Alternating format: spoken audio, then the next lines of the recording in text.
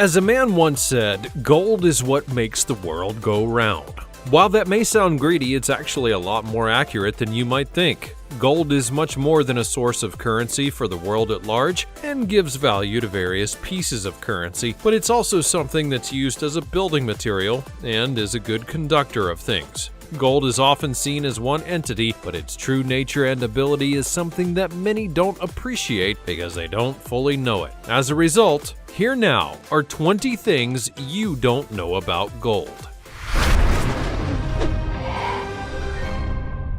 Number 20. How to make gold bars.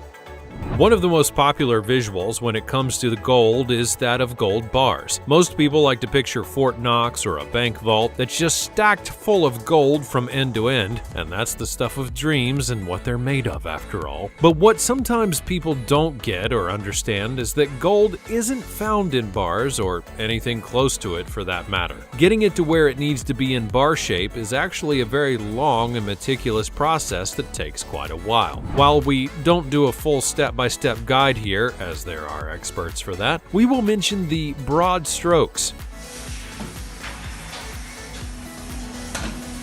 This is how the world's most expensive gold bars are made. For example, the first thing you need to do is to get the gold out of the ground. It's not as easy as you would expect, and while some people have found surface gold over the years, that is the exception and not the rule. What's more, most times you'll find gold in its powdery form, much like on the show Gold Rush, which will be referenced a lot in this video. This is known as fine gold due to its very small size. And once you get enough of that fine gold, it then goes through a chemical process to get rid of any impurities that it may have. After all, gold is in the ground, and the ground can affect the gold. Eventually, the gold will turn into a molten form to further purify it, and only after that is it poured into a mold that leaves you with a gold bar. So yes, it takes quite a while to get that gold bar, but if you do it right, you've got a perfect piece of gold that every miner wants.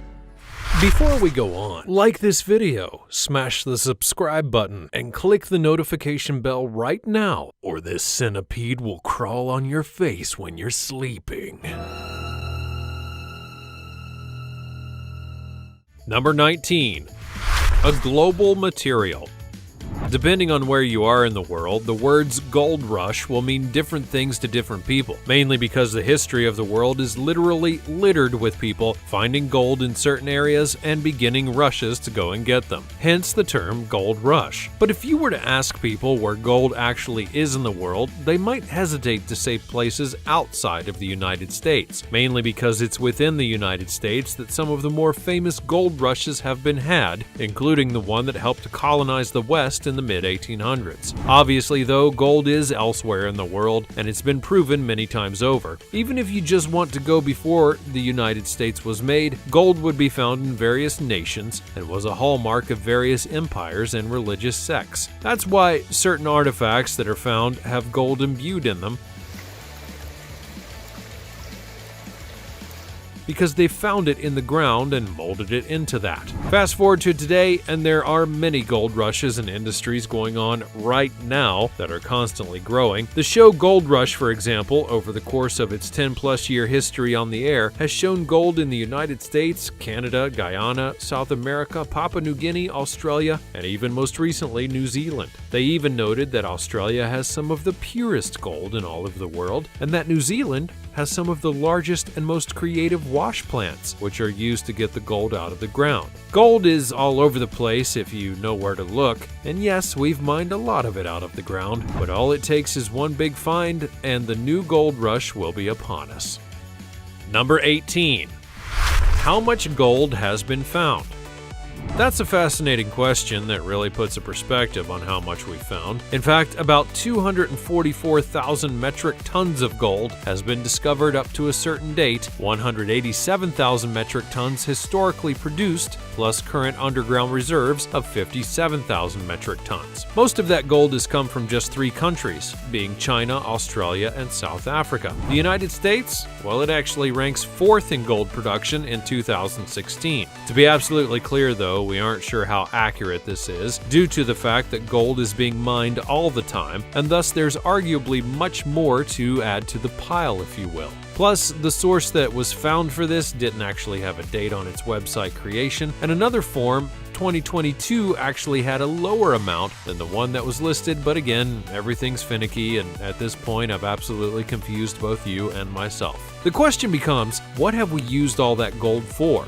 Well, after being found, bought, sold, and so on, a lot of it's used to make jewelry, believe it or not. Gold does show that you care, especially if it's in the form of an earring or a wedding band. A lot of it is made into gold bars and coins and then put into reserves like mentioned before, and that helps to maintain the value of certain currency and is often exchanged between nations in order to pay off debts to one another. Then there are other purposes, like being used for certain technologies due to its properties and so on and so forth. While I can't truly answer how much this gold is in certain terms, one estimate pointed out that all the gold in the world could fill up 2 Olympic-sized swimming pools, and that's a pool that even Scrooge McDuck would be jealous of. Number 17. A noble material.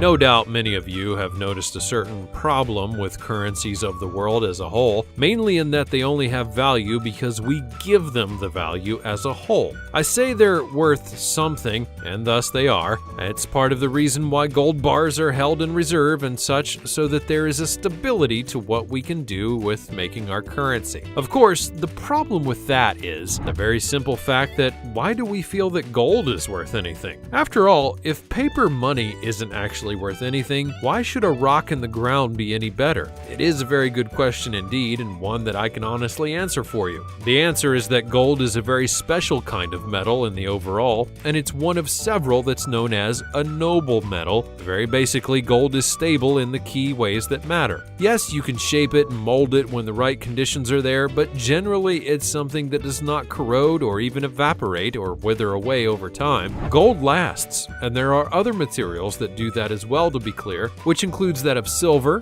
copper, and platinum, which is why we value them as well. The other reason we know gold is valuable in certain ways is that it's a metal that we know is rare enough to be treasured and put at a high price per ounce, not per pound. These factors and a few more that have to do with its noble nature ensures people all around the world that this is indeed a metal that we should pay attention to and look out for. You could say that it's a material that's golden. Number 16. Earthquakes can create gold. If there's one thing that a lot of people would wish for, it would be gold, specifically for more gold to be out there so that they could get some for themselves and thus be rich. But to counter that, if gold was everywhere in the world, it wouldn't be worth as much and thus wouldn't be as valuable as a material as others. DuckTales for the win once again. Anyways, there is without a doubt a finite amount of gold in the world, but there are occasions where apparently it can actually be created through a special event. As one study seems to want to make people believe, it could happen through an earthquake. Water in faults vaporizes during an earthquake, depositing gold, according to a model that was put out there in 2013. And to be clear, this isn't just a random theory. There have long been thoughts about how gold gets so deep into the ground over time outside of glacier movement. Various scientists have felt that earthquakes, creating pressure, could cause certain reactions to happen if done the right way, but to truly make gold from it, well, that still seems a bit out there, does it not? After all, there would have to be all of the right materials in the right place at the right time just in order to get the right result. And as such, you couldn't truly rely on just any old earthquake to get the job done. It would have to be one in a very specific place. It's still very much a theory, as they say, but that just goes to show how far people will go in order to figure out how to get more gold. And don't even get me started on alchemy. Number 15. 24-karat issues. As I noted earlier, gold comes in varying levels of purity, a reference to how good the gold is itself and how it's been affected by the environment as a whole. You'll likely have heard of its two measurements via 10 karat and 24 karat. 24 karat gold is indeed the highest purity of the material and is in fact the most pure version of gold out there right now. Just to be clear though, 10 karat gold is equally as fine and is used and mined out all the time, but the 24 karat version is the most special and the most problematic as well. You see, in its 24K form, the gold is malleable to an almost insane degree. I've already talked about how gold bars are made, but with 24 karat gold, they like to make gold sheets that are so thin that if you were to make it an inch-high layer of sheets, it would be comprised of 200,000 sheets. Now, while you might think that malleableness is all that great, if you wanted to use that gold to make jewelry, it would be way too soft to do so. Well, perhaps not, but it would be at risk of deforming both in the process of making it and in terms of long use. As such, anyone who wants to make such a shaped item has to use anything from 10K to 22K gold, but as for the 24 karat, that's the kind that you want to get if you were to use it to make investments, as in you wanted to store gold and then sell it when the price was right. These small nuances make all the difference when it comes to both finding and making things with gold. Number 14. Gold-making bacteria. As I've already shown you, some people are willing to go to insane lengths in order to make gold, but some are a bit more scientific and plausible than others, such as when in 2012 it was found that a bacteria can make gold out of another material, and there's proof of this. Kazim Kashefi, assistant professor of microbiology and molecular genetics, and Adam Brown, associate professor of electronic art and intermedia, are the ones who have created a compact laboratory that uses the bacteria that has a name that I'm not going to attempt to pronounce in order to turn gold chloride, a toxic chemical liquid that you can find in nature, into 99.9% pure gold. Yes, a bacteria can make 24 karat gold. What a world we live in. In the process, in the lab, they use an item that holds the bacteria as they feed it the gold chloride. In about a week, it does its job, processing all that junk into precious metal that we all know is 24 karat gold. And before you go to try and find the two items that make this process and then try to have it happen to you, you do need to remember a few key things. First, this is a bacteria making gold out of a toxic substance. It's not making gold bars, it's merely turning the gold chloride into solid gold. It's very cool, but it also means that it happens in small doses. Secondly, while you can get gold chloride, it's not exactly the cheapest thing out there. Yes, they're doing a wondrous kind of science, but there's a reason you're not hearing of bacteria mining 10 years later. Number 13. Gold medals. One of the reasons that people are so attracted to gold isn't just because of its value, but also its importance in society as a symbol of wealth and victory. The best example of this is that of the gold medals that men and women win at the Olympics every time they come around. Bronze for third place, second gets silver, and if you make it to the top of the podium, you get a nice shiny gold medal. But what are these gold medals exactly? Are they 100% gold or even close to it? Well, actually no, and they've not been for quite a long time. Olympic gold medals contain only about 1.34% of gold, with the rest composed of sterling silver. Ouch, right? Oh, and you know when you see Olympians biting down on the gold? That's because they're doing a test to see if it's pure. However, it's not, so please save your teeth. But why aren't the gold medals pure gold? Well, two reasons mostly: value and rarity. Originally, they were made of pure gold, but after 1912, they would be switched out due to shortages that were caused by the wars to come. Fast forward to now, and it honestly would be a bit wasteful to use gold for every gold medal because there are a lot of them that are given out these days. But before you feel bad for the Olympians, there are a lot of perks to winning gold medals, mainly in that their countries usually reward them for winning them, including getting actual gold, which means gold bars in Malaysia, or getting a cash payment of anything from $25,000 all the way up to $250,000. So yeah, even though it's sterling silver, they're still doing fine. Number 12. The Nobel Peace Prize.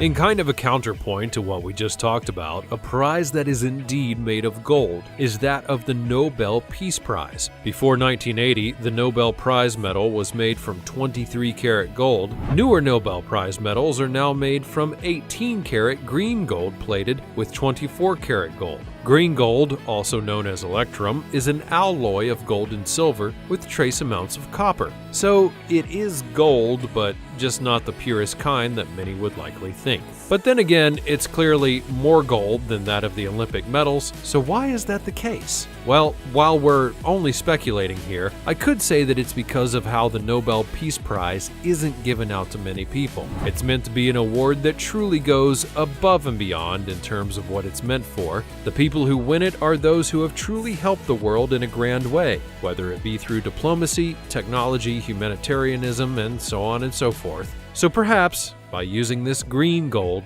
it further cements that they are worthy winners, and thus they deserve a prize that showcases the value of the award. Again, it's all speculation, but it is a prestigious award, and not just anybody wins, so it would make sense.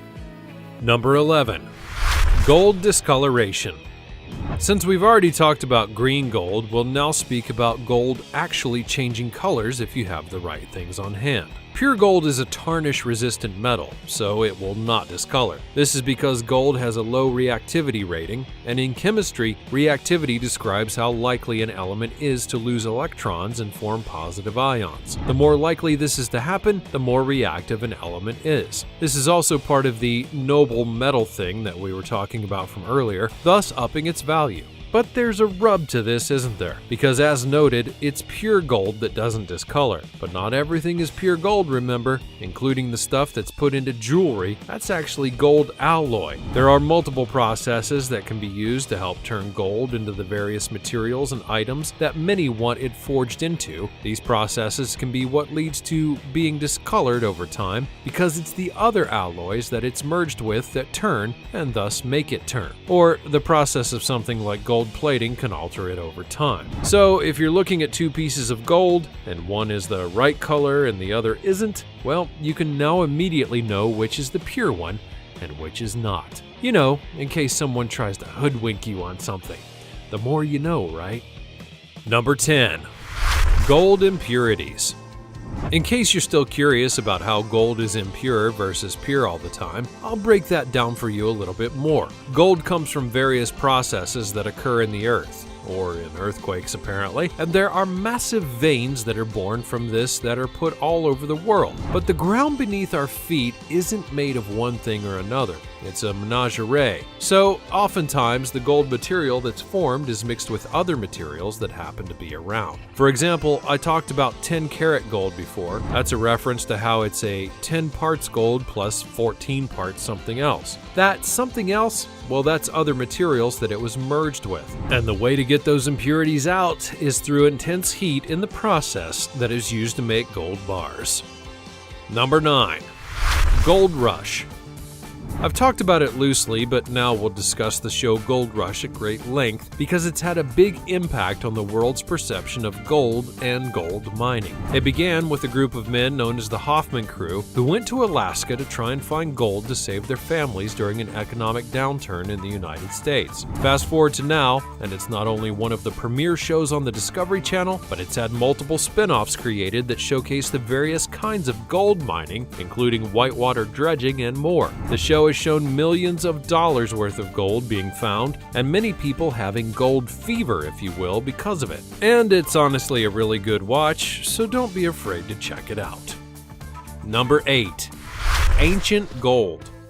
As noted earlier, gold has been used by ancient civilizations all over the world and is found in many of the artifacts that we can discover in their old stomping grounds. The oldest gold in the world ever found was said to have belonged to the Varna civilization, one that was nearly lost to time, and yet they had gold working going on all the way back to 4600 BC. That would make it one of the first metals that humans have ever worked into a kind of art form or material. Some even believe that it was the first material that man ever worked over iron, which would be quite a thing in and of itself. Now sure, we arguably use gold better in today's cultures, but the fact that ancient people knew how to use it just as well in some cases, well, that's pretty special indeed. Number 7. Teoquatlatli. Here's one that's kind of gross and really hard to pronounce, and I probably screwed it up, but it also goes to show how naming something is oftentimes not an art form. It's just a reference to what you think something is at the time. You see, in the Aztec culture, the word that gold is translated from is this hard-to-pronounce name. And what does that hard-to-pronounce name mean? Well, it means excrement from the gods. That's right, they literally named it as crap that the gods gave out. What a world! But there's a reason for this madness, I assure you. They were apparently first exposed to gold when it seeped out of the ground, and the process was compared to diarrhea. So gold, well, that was a gift from the sun god, and silver was a gift from the moon god. Sometimes you just have to look at things and people and believe that there's no other way to look at it. Number 6. Can you destroy gold? As it stands, it's not actually possible to destroy gold on a molecular level with any naturally occurring substance on Earth. Pure gold is virtually indestructible. It won't corrode, rust, or tarnish, and fire can't destroy it either. Again, it's a noble metal, which is why so many people value it as a whole. There have even been tests to showcase a gold bar being melted and reformed as a bar, and to all who witnessed it and monitored it, it's not a single drop of gold that was gone, no matter how many times they did the process. The only caveat to this is that gold can be dissolved, but this is in and of itself destroying the gold. Rather, you're just going and turning it into gold particles that can be dispersed into the air, so the gold is there, you're just not seeing it. This is different from, say, wood, where you're burning it and the wood is no more afterwards. It's broken down into its various elements, and you just can't do that with gold.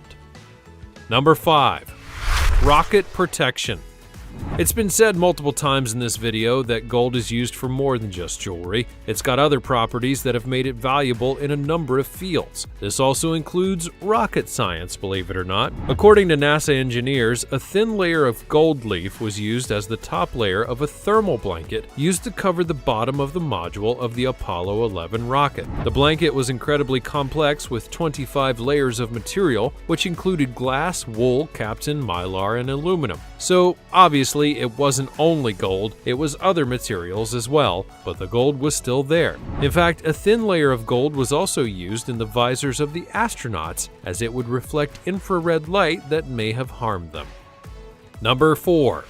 Italian dentistry.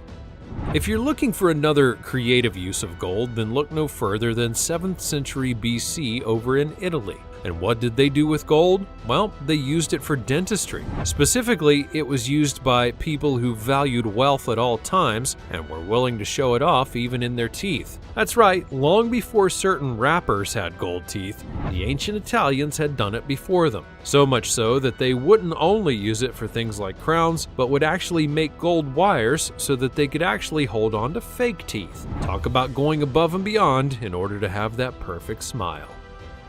Number 3. Gold medicine?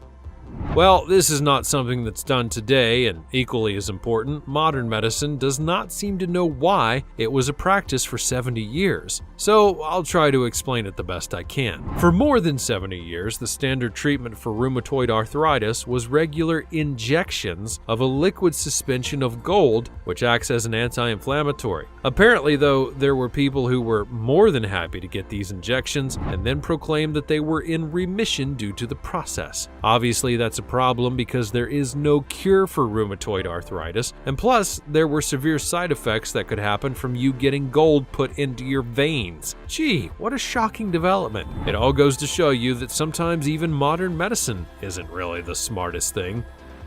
Number 2. First U.S. gold.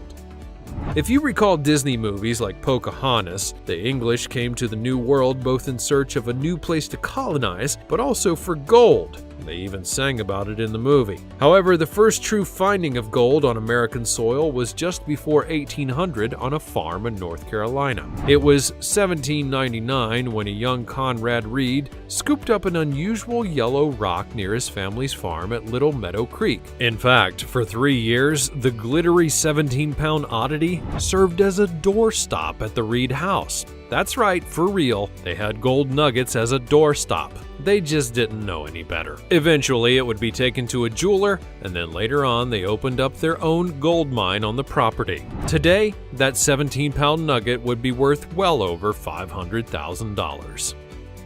Number 1. Gold thread.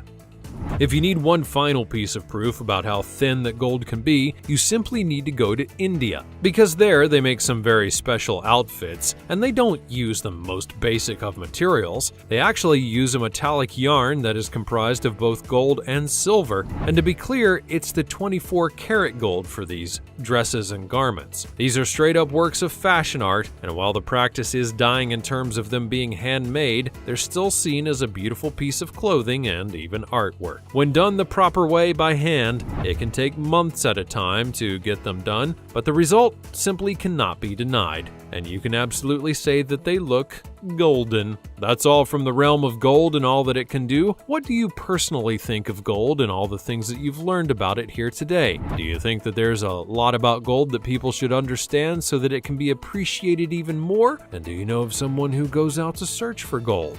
Be sure to let me know all about it in the comments section down below. Check out the other cool things that are showing up on the screen, and I'll see you next time.